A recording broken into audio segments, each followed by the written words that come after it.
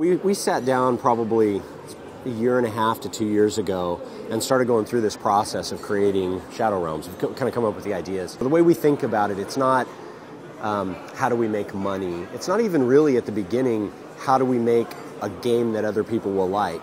What it's really about initially for us is how do we do something that we will like. We've got to be able to recreate this Dungeons and Dragons sitting around a table feel. And so we started kind of experimenting. We had a small team really tightly focused on just experiment with that core thought. You know, a group of guys, 3, 4, 5 guys, and we settled on kind of 4 as the number after experimenting.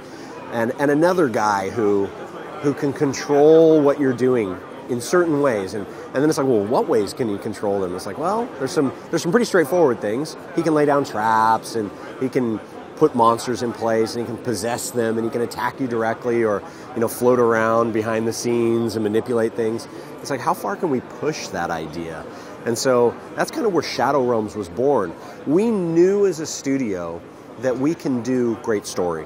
We knew as a studio that we have a deep understanding of RPGs and the progression systems and loot and how you move a character forward.